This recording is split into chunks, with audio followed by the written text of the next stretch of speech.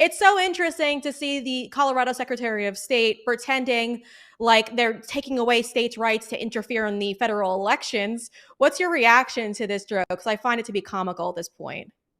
Well, I live in Colorado. I've actually done legal work for the Colorado Secretary of State's office before Jena Griswold came along. I've done work for two prior Colorado Secretaries of State. Jena Griswold is a total partisan clown who was involved with a scheme to overturn the 2024 election, and it's just shocking that after getting reversed 9-0 by the U.S. Supreme Court, including the three Democrat appointees, that Jenna Willis totally lacks self-awareness and would tweet out something so obviously stupid.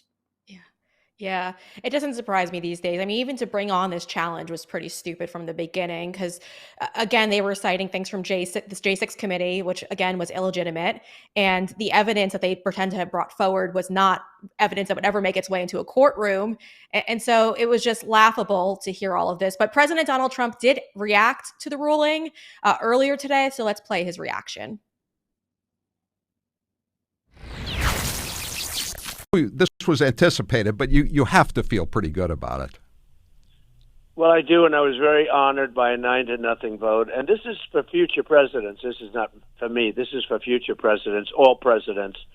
And the next thing coming up, I think, which will be of equal importance, will be immunity, because the president has to have immunity or they won't be able to function. They'll be ceremonial. So I think that's a very important one coming up. And but this was a very big decision. It was a great decision. I heard very well reasoned. And look, it'd be very hard to take away the vote from a person that's leading both Republicans and Democrats, is essentially the presumptive, as they say in politics, presumptive nominee in the Republican Party, and also leading Biden by a lot. So we're leading the Republicans at a level that nobody's seen before, and nobody's actually seen this. We could have a clean slate tomorrow. Super Tuesday is the big one, and that's tomorrow. I hope everybody gets it. Mike, he cited that this might be an issue for future presidents, and that's why he was happy to take this up. Do you think Democrats are going to end it here, or do you think they're going to keep pushing to get him pulled off the ballots on the state level at least? I think that the disqualification front in their Democrat lawfare and election interference is done. I think they're going to continue to pursue their bogus criminal cases against Trump for non-crimes.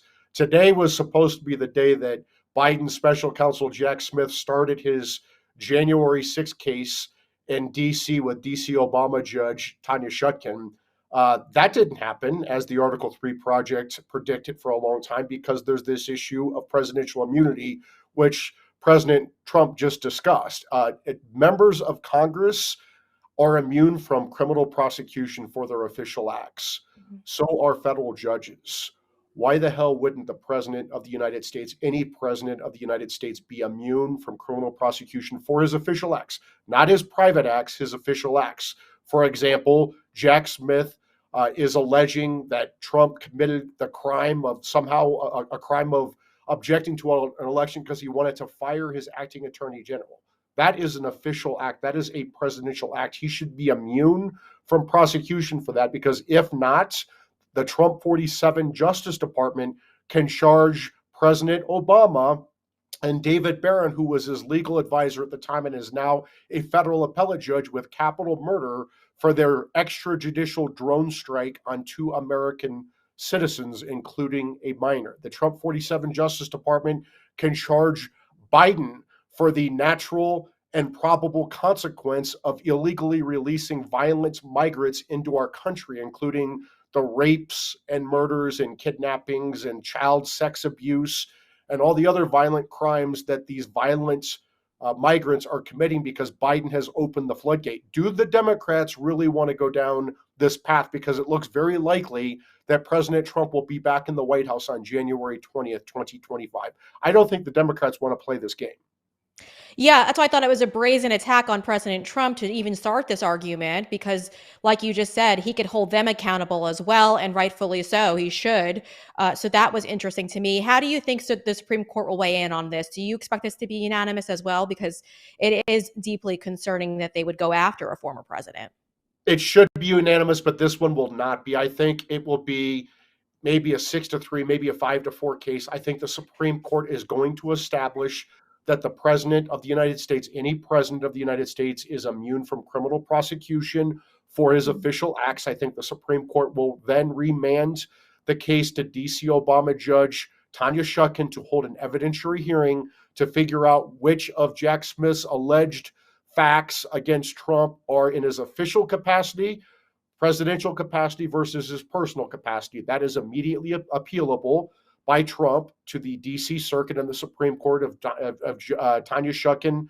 Judge Shucken does not get that right. The bottom line is there's very little chance that Biden, his special counsel Jack Smith, and this D.C. Obama Judge Tanya Shucken will be able to railroad and convict Trump with a D.C. jury before the election.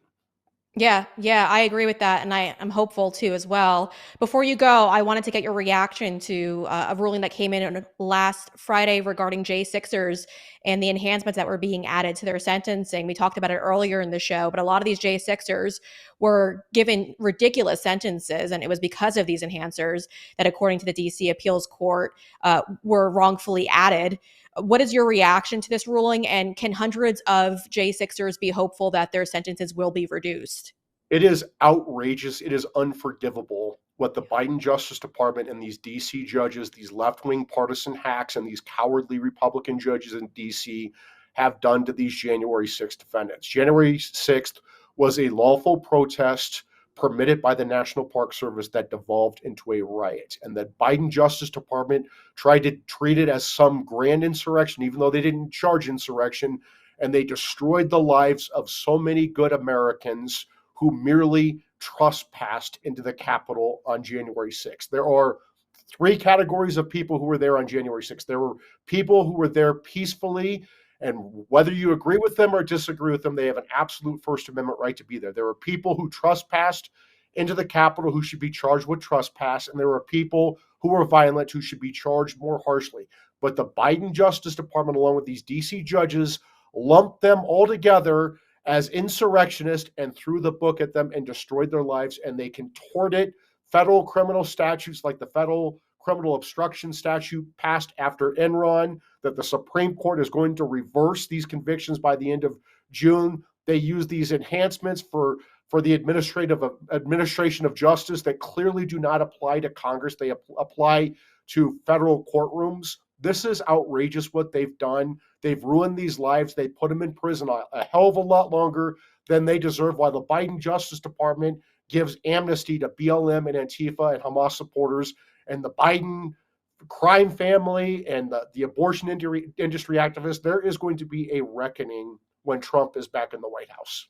Yeah, we all pray for that day because what's happened to J6ers and other Americans who are being targeted by the Department of Justice is egregious. Mike Davis, we always appreciate your insight on everything. Thank you for joining us.